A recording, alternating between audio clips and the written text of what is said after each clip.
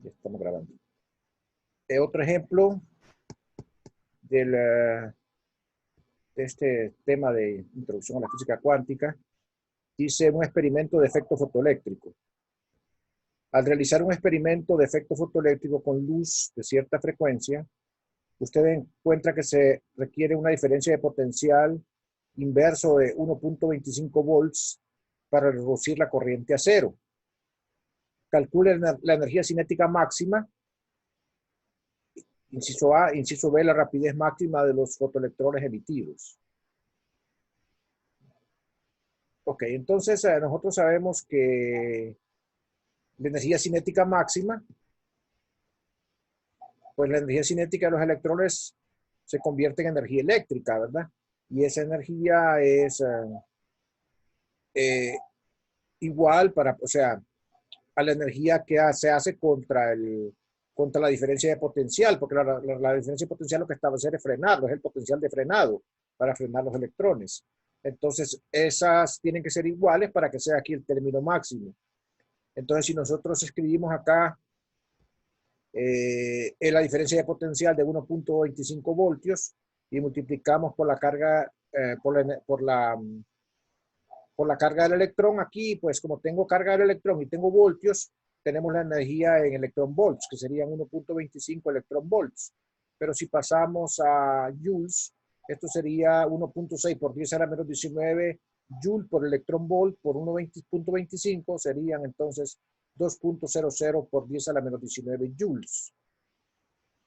Y aquí nada más de la fórmula de energía cinética, nosotros podemos despejar el término velocidad máxima.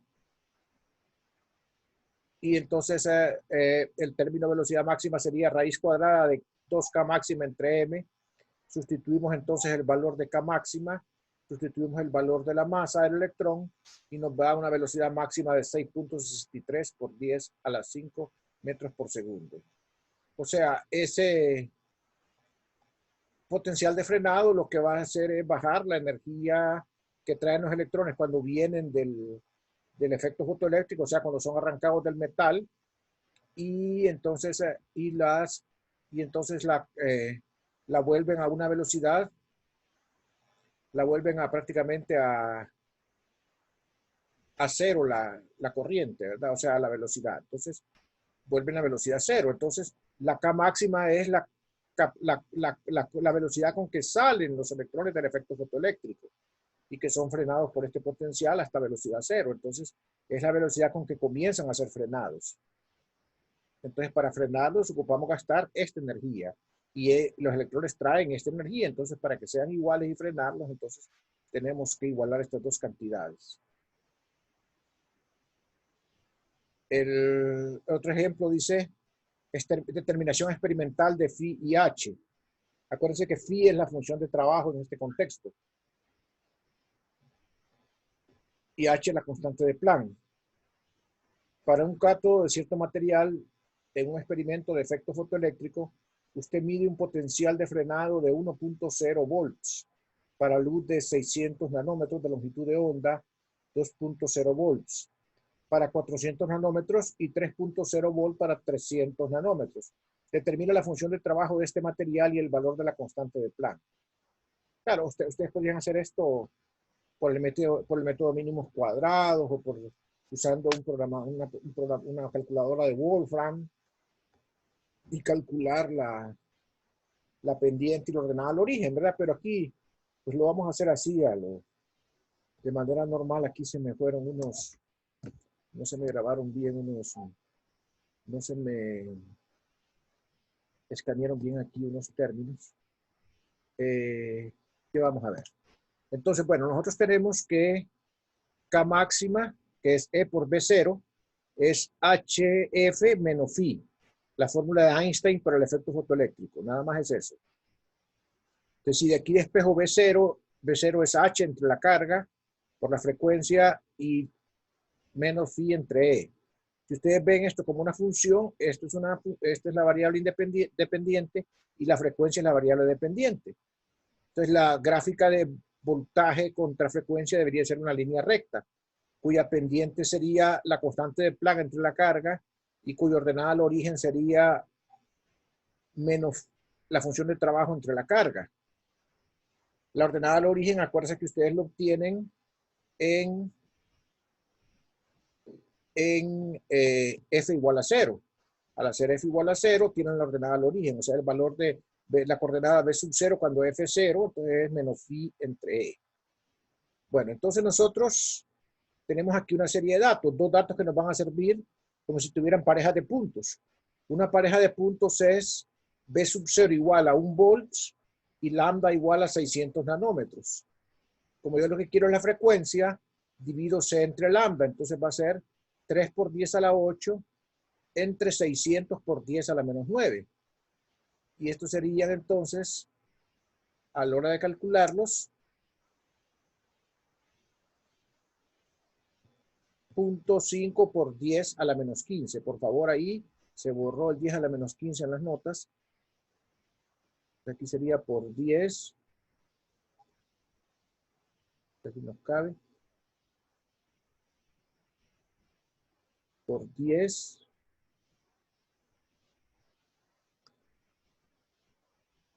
a la menos 15.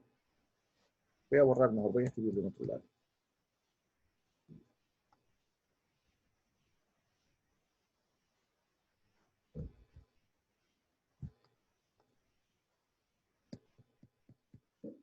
O sea, las potencias aquí que quedaron borradas es, en ambas, por 10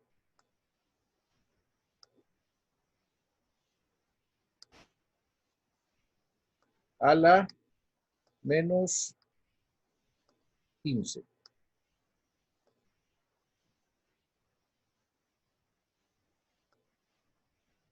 Vamos a hacer este, que parece 3 ahí, a la menos 15. Ok, entonces acá, como es una recta la que vamos a determinar, necesitamos su pendiente y su ordenada al origen. De esta recta, necesitamos la pendiente y la ordenada al origen. Entonces, primero la pendiente. La pendiente pues es H entre E. Y eso es la diferencia entre voltajes entre la diferencia de frecuencias. Entonces tomo los dos puntos que calculé acá. Un voltaje de 2 menos un voltaje de 1 dividido entre una frecuencia de 0.75 menos una frecuencia de 0.5 por 10 a la menos 15. Y el resultado es 4 por 10 a la menos 15. Esa sería la pendiente de la gráfica. Entonces, de acá, como yo sé que eso es H entre E, simplemente despejo H, paso la masa dividida, paso la, sí, la pendiente por E, esta no es masa, es la pendiente por E, la pendiente es 4 por 10 a la menos 15, y la carga del electrón es 1.6 por 10 a la menos 19. Resultado experimental es que la constante de Planck es 6.4 por 10 a la menos 34 joules por segundo. Como pueden ver, se parece bastante al valor real, al valor experimental reportado por Planck.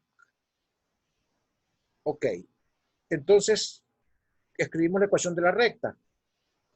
La ecuación de la recta es B0 igual a la pendiente por F, menos la ordenada que phi entre E. Entonces, si tomamos un punto, por ejemplo, el punto B0 igual a 1.00 y F igual a 0.5 por 10 a la menos 5, entonces sustituimos aquí en la ecuación de la recta ese punto. Entonces nos queda, poniendo acá B0 igual a 1, poniendo F igual a 0.5 y operando, obtenemos phi entre E. Phi entre E va a ser entonces, este resultado es 4 por 0.5 de 2, menos 15 más 15 da 0. Entonces, a propósito, aquí hay un errorcito que hay que corregir. La frecuencia es 0.5 por 10 a la más 15. ¿Verdad? Es, en todo caso, acá tengo que corregir porque es a la más 15. Aquí es a la más 15. y aquí es a la más 15.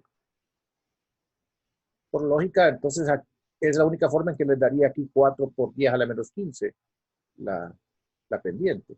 La pendiente sí es 4 por 10 a la menos 15, como está correctamente escrito acá. Entonces aquí simplemente da 10 a la menos 15 por 10 a la más 15 da 1, 4 por punto 5 da 2. Entonces phi entre E, si lo despejan, les va a quedar 2 menos 1, o sea, 1 volt. O sea que la fórmula de la recta sería 1.0, perdón, la función de trabajo sería 1.0, que es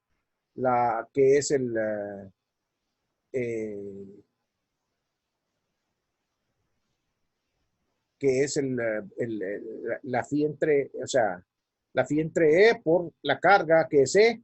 Como aquí tenemos voltios y aquí tengo E, pues sería 1.0 electron volts, o sea, 1.6 por 10 a la menos 19 joules. Acuérdense, miren, aquí tienen 1.0 voltios por la carga del electrón, sería 1.0 electron volts. De ahí lo pasan a joules. Entonces sería 1.6 por 10 a la menos 19 joules la función de trabajo. ¿Alguna pregunta? Bueno, pasemos a otro ejemplo. Dice acá dispersión Compton. Se utilizan fotones de rayos X de 0.124 nanómetros en un experimento de dispersión de Compton. ¿A qué ángulo la longitud de onda de los rayos X dispersados es 1% mayor que la de los rayos X incidentes? ¿A qué ángulo es 0.050 mayor? Entonces,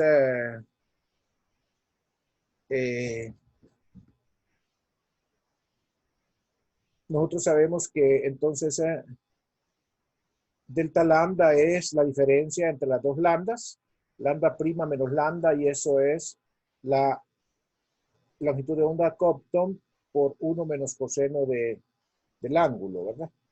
Acuérdense que el ángulo acá es el ángulo de dispersión del fotón. Entonces esto da 0.01 por 0.124, que son los nanómetros. Bueno, primero a lo siguiente, fíjense bien. Primero escribamos delta lambda. Delta lambda va a ser entonces 0.01 del inciso A, porque es 1% mayor. Entonces, esto va a ser 0.01 por 0.124, que es la longitud de onda de los, o sea, de los incidentes. Entonces, si multiplicamos por el delta, eso va a dar la cantidad que aumentó, que sería 0.00124 nanómetros. Eso sería delta de lambda, o sea, sería lambda prima menos lambda, o sea, un valor positivo porque aumentó. Lambda prima mayor que lambda. Entonces, aquí tenemos que el coseno de phi, entonces si despejamos, ¿verdad? El coseno de phi va a ser 1. Aquí tenemos la longitud de Compton, que la pasé dividiendo al otro lado, menos delta lambda entre h sobre mc, que es una constante, que es 2.46 por 10 a la menos 12, como vimos antes. Delta lambda es 1.24 por 10 a la menos 12 metros, porque aquí está en nanómetros, los paso a metros. Y el resultado es 0.4889. Si sacan el coseno inverso, van a obtener que es prácticamente 61 grados, o para ser más precisos, 60.7 grados, el ángulo de dispersión. Entonces, en el caso del... acuérdense que este es el ángulo del fotón, no el del electrón, es el ángulo del fotón, no el del electrón. Entonces, tenemos que en el otro caso, pues delta lambda va a ser, como es 0.050%, entonces va a ser 0.00050 por 0.124, que es la longitud, que es la longitud incidente. Entonces va a ser 6.4 por 10 a la menos 4 metros el delta de lambda. O sea que el coseno de phi entonces solo sustituye en una fórmula igualita a esta. Entonces pongo acá lo que es delta lambda y pongo la longitud Compton acá, que es una constante. y el resultado va a ser 0.9744. Eso es prácticamente 13 grados. Es prácticamente 13 grados, ¿verdad? Entonces, ese es un ejemplo del uso de la fórmula de Compton.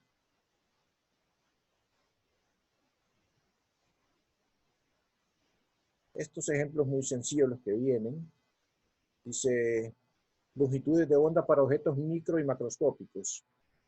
Calcule la longitud de onda de Broglie para un electrón cuya masa es 9.11 por 10 a la menos 31 kilogramos, que se mueve a 1.00 por 10 a la 7 metros sobre segundo. Inciso B, una roca de 50 gramos de masa con una rapidez de 40 metros por segundo. ¿Cuál es la longitud de onda de Broglie? Entonces, lambda es M entre P, ¿verdad? Lambda es H entre P, perdón. P es masa por velocidad. Entonces aquí va masa del electrón por velocidad del electrón. Colocamos la constante de Planck, la masa del electrón por la velocidad, y lo que da es una longitud de onda de 7.28 por 10 a la menos 11 metros. Una longitud de onda, ¿verdad? Esa es la longitud de onda de Broglie correspondiente al electrón. En el caso de la roca, entonces la longitud de onda asociada a la roca es la misma constante de Planck entre la masa de la roca de 50 gramos por la velocidad que es 40 metros por segundo. Entonces, eso es 3.32 por 10 a la menos 4 metros, ¿verdad? La longitud de onda. Y este es una aplicación del principio de incertidumbre. Dice, se observa la rapidez de un electrón que es de 5.00 por 10 a la 3 metros por segundo.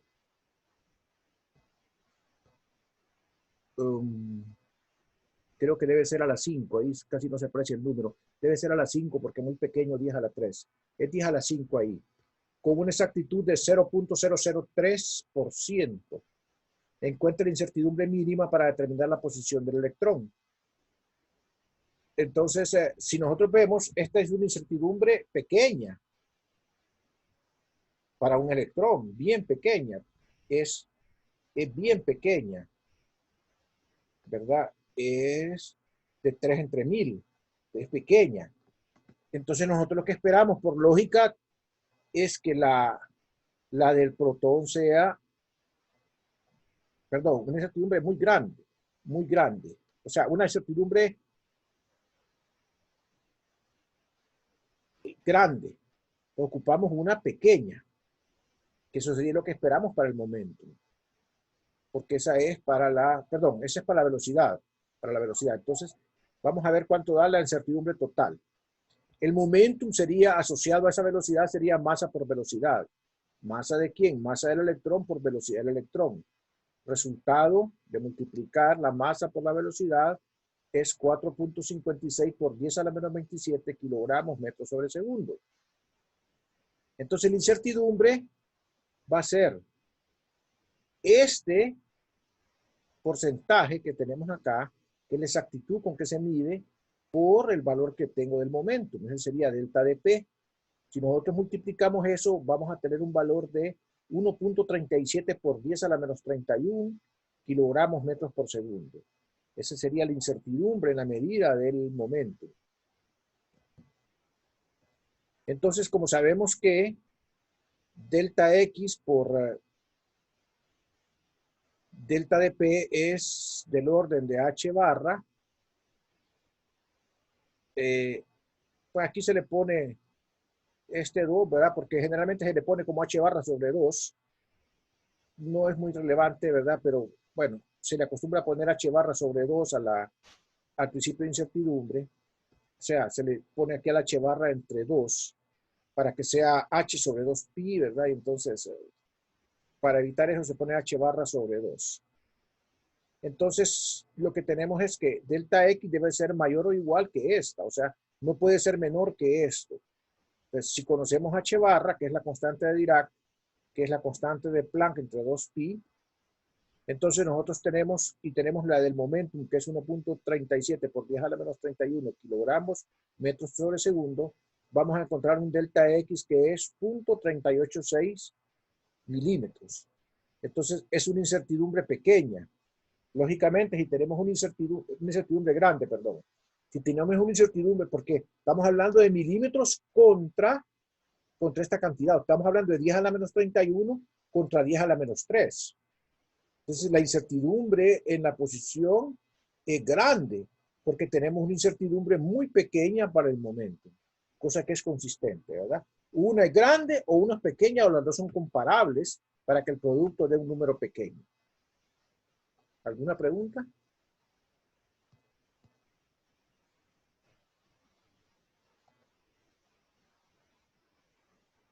¿Alguna pregunta?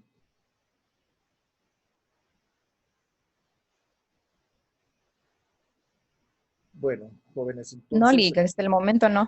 bueno, vamos entonces, ahí van a ir viendo con los problemas ustedes. A propósito, hoy se les va a poner esa lista de problemas, ¿ok? Ahí disculpen la tardanza. Hoy se les va a poner esa lista de problemas, si es que ya no está puesto.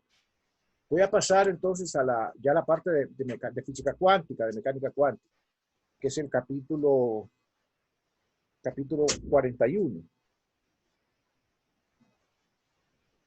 Vamos a ver.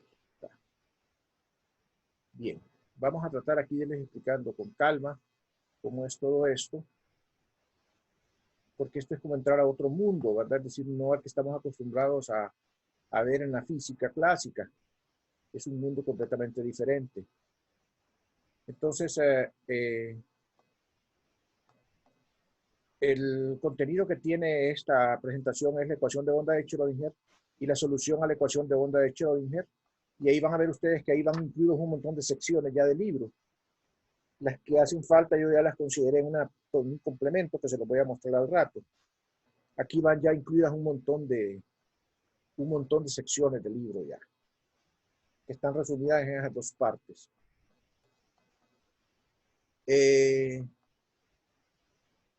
Bueno, de la ecuación de onda de Schrödinger lo que hace es volver sólida la hipótesis de de Broglie.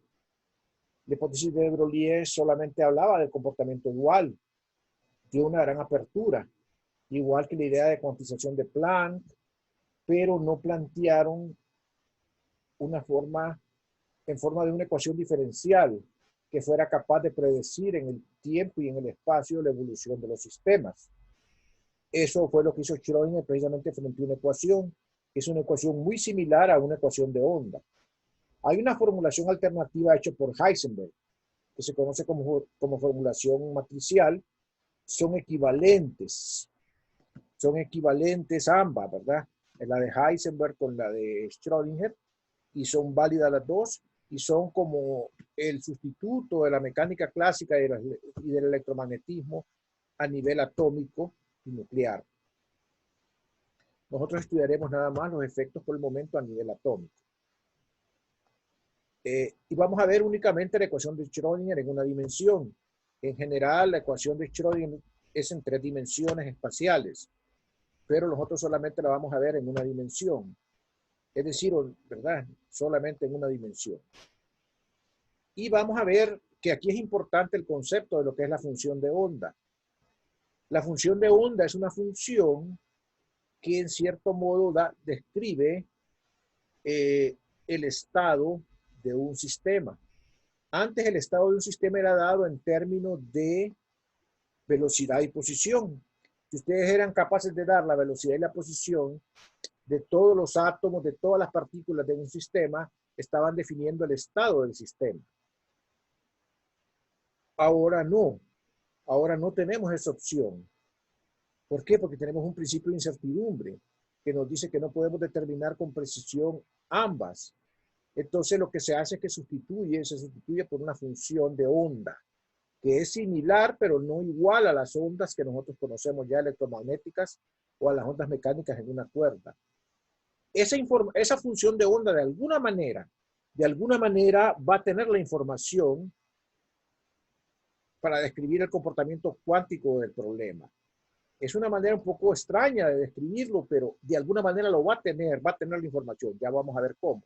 No, la función de onda directamente no va a dar la información, pero una combinación ahí especial nos va a dar a nosotros la información de cómo el sistema va a evolucionar con el tiempo. Entonces, los antecedentes, ¿en qué se basó Schrödinger para formular su ecuación? Pues la primera clave fue la dualidad onda-partícula de la luz para explicar los fenómenos necesarios como el efecto fotoeléctrico y el efecto Compton. O sea, eso fue, ¿verdad?, clave, ¿va? O sea, lo que se consideraba tener un comportamiento ondulatorio también tiene un comportamiento corpuscular. Y por otro lado, el experimento de Davison-Germer que, que dio por válido el efecto Compton, perdón, el experimento de Davison, que dio por válido el experimento de Broglie, dio pies a que lo que se consideraba tener un comportamiento corpuscular también tenía un comportamiento ondulatorio. Entonces, esa dualidad fue clave para que Schrödinger pudiera establecer su ecuación. Y entonces también el principio de complementariedad, que ciertos modelos que les comenté antes, ¿verdad? Que a veces que no son, los dos modelos pueden ser solo uno, solo el otro, sino que se deben de complementar. Los modelos ondulatorios de partículas, ya sea de la materia o de radiaciones, se complementan entre sí. Ninguno de los dos modelos puede utilizarse de manera exclusiva para describir adecuadamente ya sea la materia o la radiación, sino que de alguna manera deben de complementarse entre sí. Ya me hizo el llamado, voy a continuar después, me voy a conectar inmediatamente. Este principio de complementariedad fue postulado por hola, ¿me están escuchando todavía? Hola. Sí, aquí estamos, Lili. Es que me está Sí, dando aquí, aquí estamos. me está dando un mensaje raro aquí el Zoom, aquí me sacó del, a ver, dejar de compartir, y voy a volver a compartir después.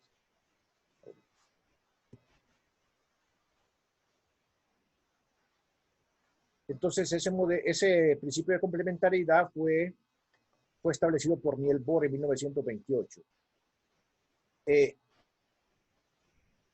Entonces, es importante que recordemos el postulado de Broglie. ¿Cuál fue el razonamiento? Este postulado afirma de que el movimiento de una partícula está gobernado por la propagación de sus ondas de materia asociadas. O sea, un electrón tiene asociado un comportamiento ondulatorio. Son ondas de materia que tienen asociadas una longitud de onda, que es la longitud de onda de Broglie. Entonces tenemos por un lado esa ecuación que está ahí, pero también tenemos la fórmula que vino de Planck y que Einstein utilizó para el efecto fotoeléctrico. Estas dos formulitas son la clave, ¿verdad? Esta dice que relaciona la energía con la frecuencia y esta asocia propiedades de luz a la materia, la de Broglie y la fórmula de Planck-Einstein. Entonces, esas dos fórmulas son la clave que tuvo Schrödinger para formular su ecuación. Entonces, la ecuación de Schrödinger predice cómo se propagan las ondas de materia en los casos generales y establece relaciones cuantitativas entre las ondas de materia y las partículas. ¿Qué podemos decir sobre la teoría de Schrödinger? Bueno, es válida en el rango no relativista de velocidades, o sea que tiene sus limitaciones, ¿verdad? Ya afortunadamente para esta época ya se logró introducir la mecánica, la relatividad especial nada más en la fórmula, en la mecánica cuántica, y Dirac, uno de los grandes científicos del siglo XX, él fue capaz de formular la mecánica cuántica relativista, ¿verdad? Que eso ya está resuelto, pero en el caso que nosotros vamos a ver, no es válido para velocidades relativistas. Adopta las ecuaciones planteadas de Broglie, la 1 y la 2, que vimos antes, o sea, la fórmula propiamente de Broglie de la longitud de onda y la fórmula de Einstein-Planck, y considera la conservación de energía expresándola en forma clásica, la definición de energía en forma clásica, o sea, es una combinación aquí. Dice que la energía es P² sobre 2m más B. O sea, la energía total como la suma de la energía cinética más la energía potencial. Luego, entonces, Schrödinger hizo algunas hipótesis.